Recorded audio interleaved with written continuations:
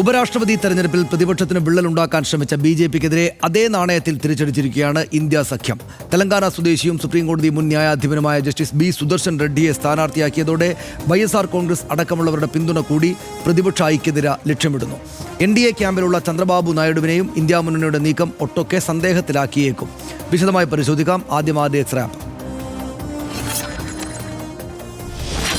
നീണ്ട ചർച്ചകൾക്ക് ശേഷമാണ് ഇന്ത്യ കൂട്ടായ്മ സുപ്രീംകോടതി മുൻ ജഡ്ജിയായ ബി സുദർശൻ റെഡ്ഡിയുടെ പേരിലേക്ക് എത്തിയത്. കൂട്ടായ്മയിലെ എല്ലാ പാർട്ടികളുടെയും പിന്തുണയോടെയാണ് സുദർശൻ റെഡ്ഡിയുടെ സ്ഥാനാർത്ഥിത്വം. തമിഴക രാഷ്ട്രീയത്തിലെ സ്വാധീനവും ഇന്ത്യ സഖ്യത്തിനൊപ്പമുള്ള MK സ്റ്റാലിനെ ആശയക്കുഴപ്പത്തിലാക്കാനും ലക്ഷ്യമിട്ടായിരുന്നു CP രാധാകൃഷ്ണനെ NDA ഉപരാഷ്ട്രപതി സ്ഥാനാർത്ഥിയാക്കിയത്. എന്നാൽ NDA ക്യാമ്പിലുള്ള TDPയെയും ഒരു ചേരിയിലുമല്ലാതെ നിൽക്കുന്ന YSR കോൺഗ്രസിനെയും സമ്മർദ്ദത്തിലാക്കാൻ പോന്നതാണ് ഇന്ത്യ സഖ്യത്തിന്റെ സ്ഥാനാർത്ഥി.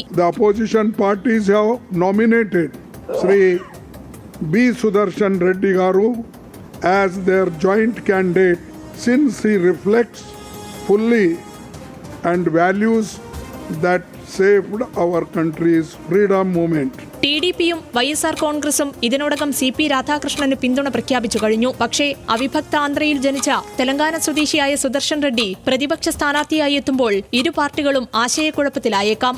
RDX rap news Malayalam.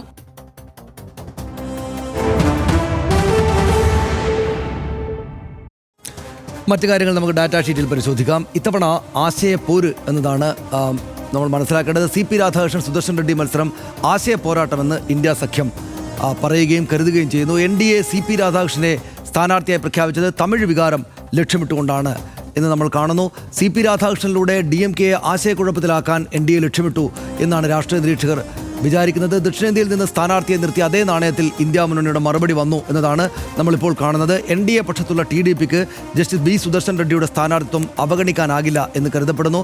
CP രാധാകൃഷ്ണനെ പിന്തുണക്കാനുള്ള YSR CP തീരുമാനത്തെയും ഇത് സ്വാധീനിക്കും എന്നതാണ് വിചാരിക്കുന്നത്. ഭാരത് രാഷ്ട്ര സമിതിക്കും പിന്തുണയിൽ തീരുമാനമെടുക്കുക പ്രയാസമായിരിക്കും എന്ന് വിചാരിക്കുന്നു രാഷ്ട്രീയ നിരീക്ഷകർ. രാഷ്ട്രീയേതര മുഖം വേണമെന്നാവശ്യപ്പെട്ട മമതയെ ഉറപ്പിച്ചു നിർത്താനും ഇതുവഴി സാധിച്ചു അദ്ദേഹത്തിൻ്റെ സ്ഥാനാർത്ഥിയിലൂടെ എന്നതാണ്. 1971 ഡിസംബർ 27 ആന്ധ്രാപ്രദേശ് ബാർ കൗൺസിലിന് കീഴിൽ അഭിഭാഷകനായി എൻറോൾ ചെയ്തു ജസ്റ്റിസ് ബി സുദർശൻ റെഡ്ഡി. 1988-90 വരെ ആന്ധ്രാപ്രദേശ് ഹൈക്കോടതിയിൽ ഗവൺമെൻറ് പ്ലീഡറായി സേവനമനുഷ്ഠിച്ചിട്ടുണ്ട് അദ്ദേഹം. 95 ആന്ധ്രാപ്രദേശ് ഹൈക്കോടതിയിൽ സ്ഥിരം ജഡ്ജിയായി നിയമിതനായി അദ്ദേഹം. 2005 ഗുവാഹത്തി ഹൈക്കോടതി ചീഫ് ജസ്റ്റിസ്. 2007-2011 വരെ സുപ്രീം കോടതിയുടെ ജഡ്ജി. സാമൂഹ്യ നീതിയിൽ ഊന്നി ഭരണഘടനയുടെ സംരക്ഷകനായി നിലകൊണ്ട ന്യായാധിപൻ ആണ് അദ്ദേഹം. ദരിദ്രർക്കും ദുർബല വിഭാഗങ്ങൾക്കും അനുകൂലമായ ഒട്ടേറെ ശ്രദ്ധേയ വിധിന്യായങ്ങൾ അദ്ദേഹത്തിൻ്റെതായിട്ടുണ്ട്. CP രാധാകൃഷ്ണൻ തമിഴ്നാട്ടിൽ നിന്നുള്ള മുതിർന്ന BJP നേതാവാണ്. നിലവിൽ മഹാരാഷ്ട്ര ഗവർണറാണ്. NDAയുടെ സ്ഥാനാർത്ഥി. 2004-2007 വരെ BJP തമിഴ്നാട് അധ്യക്ഷനായിരുന്നു അദ്ദേഹം. 2 തവണ കോയമ്പത്തൂരിൽ നിന്ന് ലോക്സഭയിലെത്തി. താഴെത്തട്ടിലുള്ള പ്രവർത്തകരുമായി അടുത്ത ബന്ധമുണ്ട്. തമിഴക മോദി എന്ന് അറിയപ്പെടുന്ന ആളാണ്. RSSുമായി ഊഷ്മള ബന്ധം, പ്രത്യയശാസ്ത്ര ദൃഢതയുള്ള സംഘപരിവാർ നേതാവാണ് അദ്ദേഹം CP രാധാകൃഷ്ണൻ. CP രാധാകൃഷ്ണനും ഇപ്പുറത്ത് സുദർശൻ റെഡ്ഡിയുമായിരിക്കും മത്സരത്തിന് എന്ന് വ്യക്തമായി. CP രാധാകൃഷ്ണൻ ജയിക്കാനാണ്. BJPയുടെ അംഗങ്ങൾ അപ്പുറത്തേക്ക് മറിഞ്ഞില്ലെങ്കിൽ വളരെ സാധ്യത കുറവാണല്ലോ. ഇല്ലെങ്കിൽ അദ്ദേഹം ജയിച്ച് ഉപരാഷ്ട്രപതിയാകാനാണ് സാധ്യത. പക്ഷേ എങ്കിലും മത്സരം രാഷ്ട്രീയമായിട്ട് പ്രാധാന്യമുള്ളതാണ് അല്ലേ? തീർച്ചയായും രാഷ്ട്രീയ ചർച്ച, പ്രത്യയശാസ്ത്രപരമായ ചർച്ച ഒക്കെ ഉയർത്തിക്കൊണ്ടുവരാൻ തക്കവണ്ണമുള്ള പ്ലേസിംഗ് ആണ് ഇപ്പോൾ സംഭവിച്ചിരിക്കുന്നത്. അത് യഥാർത്ഥത്തിലൊരു ഹിന്ദുത്വ ദേശീയതയും മതേതര ബഹുസ്വരതയും തമ്മിലുള്ള ഒരു മത്സരം ഇതാ ഉപരാഷ്ട്രപതി സ്ഥാനത്തേക്ക് നടക്കുന്നു എന്ന് സ്ഥാപിച്ചെടുക്കാൻ ഇന്ത്യ സഖ്യത്തിൻ്റെ ഈ തീരുമാനം കൊണ്ട് ഒരു പരിധിവരെ കഴിഞ്ഞിട്ടുണ്ട് എന്ന് വേണം കരുതാൻ. കാരണം 2 തരത്തിലാണല്ലോ നമ്മളിപ്പോൾ നിരീക്ഷിക്കുക. ആരാണ് CP രാധാകൃഷ്ണൻ എന്നത് നോക്കിയാൽ അദ്ദേഹം അടിയുറച്ച ഒരു RSS പ്രവർത്തകനായിരുന്നു. ആ നിലയ്ക്ക് പൊതുപ്രവർത്തന രംഗത്തിലേക്ക് വന്നയാളാണ്. 2 തവണ അങ്ങനെ തന്നെ BJPയുടെ MP ആയി കോയമ്പത്തൂരിൽ നിന്ന് വിജയിച്ചയാളാണ്. അങ്ങനെയൊക്കെ നിൽക്കുന്ന ഒരാൾ, ഇപ്പുറത്ത് നിൽക്കുന്നയാൾ ഒരു ബഹുസ്വരതയ്ക്ക് വേണ്ടിയുള്ള അല്ലെങ്കിൽ സാമൂഹ്യക്ഷേമത്തിന് വേണ്ടിയുള്ള, സാധാരണക്കാർക്ക് വേണ്ടിയുള്ള, ന്യൂനപക്ഷങ്ങൾക്ക് വേണ്ടിയുള്ള നിരവധി കോടതി വിധികൾ പുറപ്പെടുവിച്ച ആ നിലയ്ക്കുള്ള നിലപാട് തുടർച്ചയായി സ്വീകരിച്ചുകൊണ്ടിരിക്കുന്ന ഒരു വ്യക്തി, ഒരു മുൻ സുപ്രീം കോടതി ജഡ്ജി എന്ന നിലയ്ക്കാണ് സുദർശൻ റെഡ്ഡിയെയും പ്ലേസ് ചെയ്തിരിക്കുന്നത്. അപ്പോൾ ഇത് തമ്മിലുള്ള പോരാട്ടം ഞാൻ നേരത്തെ പറഞ്ഞതുപോലെ ഹിന്ദുത്വ ദേശീയതയും ഒരു മതേതര ബഹുസ്വരതയും തമ്മിലുള്ള പോരാട്ടമായി തന്നെ വേണം നമ്മൾ കണക്കാക്കാൻ. ആ നിലയ്ക്ക് വേണം അവർ പ്ലേസ് ചെയ്തിരിക്കുന്നതെന്ന് നമ്മൾ കണക്കാക്കാൻ.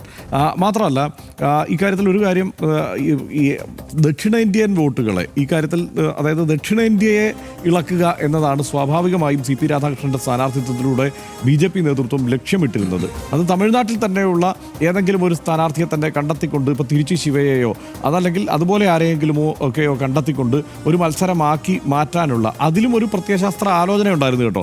അങ്ങനെയാക്കി മാറ്റാനുള്ള ആലോചന ഇന്ത്യ സഖ്യം നേരത്തെ നടത്തിയതാണ്. പക്ഷേ ഇന്ത്യ സഖ്യം എന്ന നിലയ്ക്ക് ഇത് ഒരുമിച്ച് നിൽക്കണമെങ്കിൽ കുറെ കൂടി വിശാലമായ ഒരു ആലോചന വേണം എന്നുള്ളതിൽ നിന്നാണ് ഇപ്പോൾ സുദർശൻ റെഡ്ഡിയിലേക്ക് കാര്യങ്ങൾ എത്തിയിരിക്കുന്നത്. മാത്രമല്ല ഇതിൽ അങ്കലാപ്പിലാവാൻ സാധ്യതയുള്ളത് ഇപ്പോൾ പ്രാദേശിക ദേശീയത എന്നുള്ള ഒരു സംഗതി വരുമ്പോൾ ഇതിൽ അങ്കലാപ്പിലാവുക തീർച്ചയായും ഈ തെലുങ്ക് മേഖലയിലുള്ള ആളുകളായിരിക്കും, അവിടെയുള്ള രാഷ്ട്രീയ പാർട്ടികളും നേതാക്കളും തന്നെയായിരിക്കും.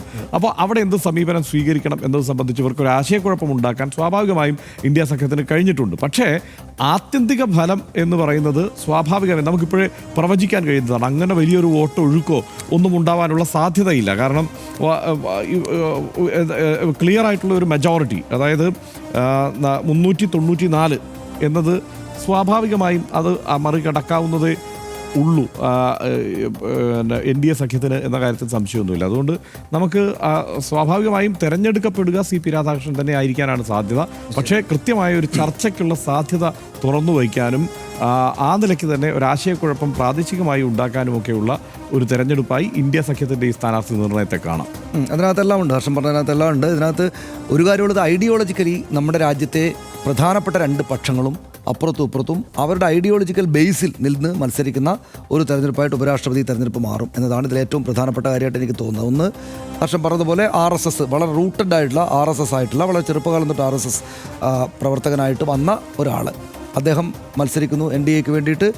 ഏതെങ്കിലും തരത്തിൽ RSSന് പുറത്തുള്ള ആളുകളോ അല്ലെങ്കിൽ BJPക്ക് പുറത്തുള്ള ആളുകളോ കുറച്ച് ഒരു പൊതു വ്യക്തിത്വം എന്ന നിലക്ക് കണക്കാക്കപ്പെടുന്ന എന്തെങ്കിലും കലാ കായിക അത്തരം അല്ലെങ്കിൽ സാമൂഹ്യ മേഖലയുടെ മറ്റ് സാമൂഹ്യ മേഖലകളിൽ നിന്നുള്ള ആളുകളൊന്നും സെലക്ട് ചെയ്യാതെ നേരെ അവരവരുടെ റൂട്ടിലേക്ക് പോയിട്ട് പ്രത്യയശാസ്ത്രപരമായിട്ട് സ്വന്തം നേതാവിനെ തന്നെ കൊണ്ടുവന്ന് ഈ പ്രധാനപ്പെട്ട, അതും രാജ്യത്തെ ഭരണഘടനാ പദവിയുള്ള ഏറ്റവും വലിയ രണ്ടാമത്തെ പദവിയാണല്ലോ ഇത്, അതിലേക്ക് ആളുകളെ കൊണ്ടുവന്നു NDA, BJP, കേന്ദ്ര സർക്കാർ. അതാണ് പ്രധാനപ്പെട്ട കാര്യം.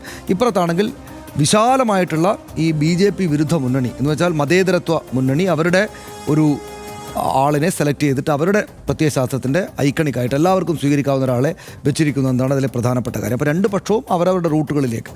ഈ രണ്ടാമത്തെ പക്ഷം സുദർശൻ റെഡ്ഡിയെ കൊണ്ടുവന്നിരിക്കുന്ന പക്ഷത്തിനകത്ത് ഈ രാഷ്ട്രീയമായിട്ട് RSSൽ നിന്നൊരാളെ കൊണ്ടുവന്ന NDAയുടെയും കേന്ദ്ര സർക്കാരിൻ്റെയും തീരുമാനം എന്ന പോലെ തന്നെ പ്രധാനപ്പെട്ട ഒരു പോയിന്റ് കൂടെ ഉള്ളത്, കൂട്ടിച്ചേർക്കാനുള്ളത്, അദ്ദേഹം രാഷ്ട്രീയക്കാരനെ അല്ല എന്നതാണ്. അതായത് അദ്ദേഹം രാഷ്ട്രീയക്കാരനെ അല്ല, ഏതെങ്കിലും തരത്തിൽ രാഷ്ട്രീയ ബന്ധം നേരത്തെ ഇല്ലാതിരുന്ന അദ്ദേഹത്തിൻ്റെ പദവിയിൽ മാത്രം വന്നിരുന്ന ഒരാളാണ് സുദർശൻ റെഡ്ഡി. പക്ഷേ അതിൻ്റെ കാരണം, അതിന് ഈ പ്രത്യയശാസ്ത്രപരമായുള്ള കാരണം ഇവർക്കുള്ളത് ഈ ഭരണഘടനാപരമായിട്ടുള്ള പദവികളിലേക്ക് വല്ലാത്ത തോതിൽ ഹാർഡ് കോർ ആളുകളെ രാഷ്ട്രീയം കുത്തിക്കയറ്റുന്നു എന്നതിനുള്ളൊരു മറുപടിയായിട്ട് കൂടിയായിരിക്കണം ഒരുപക്ഷേ ഇന്ത്യ സഖ്യം ഇദ്ദേഹത്തെ തെരഞ്ഞെടുത്തിട്ടുണ്ടാവുക എന്ന് ഞാൻ വിചാരിക്കുന്നു. കാരണം RSSകാർ അല്ല കടുത്ത രാഷ്ട്രീയം ഉള്ള പ്രത്യയശാസ്ത്ര ദൃഢതയുള്ള ആളുകൾ, രാഷ്ട്രീയമായിട്ട് വലിയ രാഷ്ട്രീയക്കാർ ഈ ഭരണഘടനാ പദവികളെ ദുരുപയോഗം ചെയ്യുന്നു, മിസ്യൂസ് ചെയ്യുന്നു എന്നൊരാക്ഷേപം കൂടെ, വിമർശനം കൂടെ ഉണ്ട് ഇപ്പോൾ ഈ പറയുന്ന ഇടതുപക്ഷം അടക്കമുള്ള കോൺഗ്രസ് അടക്കമുള്ള വിശാല മുന്നണിക്ക് എന്നതുകൊണ്ട് അങ്ങനെ രാഷ്ട്രീയമായിട്ട് മിസ്യൂസ് അതിൻ്റെ ഓപ്പോസിറ്റ് നിൽക്കുന്ന ഒരു നിലപാടിനുള്ള ആളെ കൂടെ നിർത്തി എന്ന് വേണം നമ്മൾ അതിനകത്തേക്ക് കാണാനെന്നാണ് എനിക്ക് തോന്നുന്നത്. ഇപ്പോൾ ഈ ചന്ദ്രശേഖർ റാവുവും മറ്റുള്ളവരൊന്നും ഇതിനകത്ത് കുലുങ്ങിയതായിട്ട് കാണുന്നില്ല. ഇപ്പോൾ നാരാ ലോകേഷ് ചന്ദ്രബാബു നായിഡുവിൻ്റെ മകൻ ഉറച്ചു നിൽക്കും NDAയുടെ സ്ഥാനാർത്ഥിക്കൊപ്പം എന്ന നിലപാട് തന്നെയാണ് പ്രഖ്യാപിച്ചിട്ടുള്ളത്. നമ്മൾ സമീപകാലത്ത് കാണുന്ന BJPയുടെ ഭാഗത്തു നിന്നുള്ള ചില നീക്കങ്ങൾ അവരവരുടെ, ഞാൻ നേരത്തെ തുടക്കത്തിൽ പറഞ്ഞ പോലെ, അവരുടെ വളരെ വേരുകളിലേക്ക് വളരെ ഹാർഡായിട്ട് തിരിച്ചു പോകുന്നു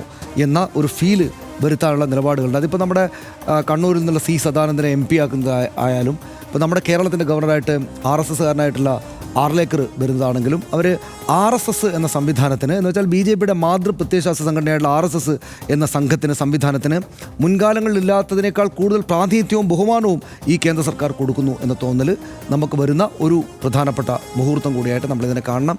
അതിനകത്ത് ഇപ്പോൾ നരേന്ദ്രമോദി സർക്കാരിനോടുള്ള ഒരു അതൃപ്തി RSS സംവിധാനത്തിനകത്ത് വരുന്നു എന്ന ചില വർത്തമാനങ്ങൾ അവിടെ ഉണ്ടായിരിക്കെ ഈ പറയുന്ന നരേന്ദ്രമോദി സർക്കാർ ഒരു കോൺഗ്രസ് സർക്കാരിനെ പോലെ എന്ന് വെച്ചാൽ മുൻകാലങ്ങളുണ്ടായിരുന്ന കോൺഗ്രസ് സർക്കാരുകളെ പോലെ ഒരു സർക്കാരായിട്ട് മാറുകയും ഒരുപാട് ആളുകൾ പ്രധാനപ്പെട്ട പദവികളിലേക്ക് BJP RSS സംവിധാനങ്ങൾക്ക് പുറത്തുള്ള ആളുകൾ കടന്നു കയറുകയും പ്രത്യേകിച്ചും മന്ത്രിമാരായിട്ടും പ്രധാനപ്പെട്ട പദവികളിലേക്കും BJP പാർട്ടിയുടെ നേതാക്കളുമായിട്ടൊക്കെ പലപാട് നിന്ന് ആളുകൾ വന്നു ചേരുകയും ഒക്കെ ചെയ്യുന്നതിൽ അതൃപ്തി RSS പക്ഷത്തിനുണ്ട് എന്നൊക്കെ ചില ആളുകൾ പറയുന്നു. അത്തരം സംഗതികൾ വിചാരിക്കുന്ന ഒരുപക്ഷെ സാധാരണക്കാരായിട്ടുള്ള RSSകാരും BJPക്കാരും അടക്കമുള്ള ആളുകൾക്കടക്കം നല്ല മെസ്സേജ് ആ ഭാഗത്ത് നിന്ന് വരികയാണ് ഇതിലൂടെ ഉണ്ടാകുന്നതെന്നാണ് ഞാൻ വിചാരിക്കുന്നത്. അതുകൊണ്ടിപ്പോൾ ഇവിടെ ഇപ്പോൾ C. സദാനന്ദൻ്റെ MP സ്ഥാനത്തേക്കുള്ള വരവാണെങ്കിലും ആർലേക്കർ വന്നിരിക്കുന്ന ഇവിടെ ഗവർണറായിട്ട് വരികയും പ്രവർത്തിക്കുകയും ചെയ്യുന്നതാണെങ്കിലും ഇപ്പോൾ ഈ ഏറ്റവും പ്രധാനപ്പെട്ട ഭരണഘടനാ പദവിയിലേക്ക് അദ്ദേഹം CP രാധാകൃഷ്ണൻ നോമിനേറ്റ് ചെയ്യപ്പെടുകയൊക്കെ ചെയ്യുമ്പോൾ ഈ ഒരു തോന്നലാണ് നമുക്ക് വരുന്നത്.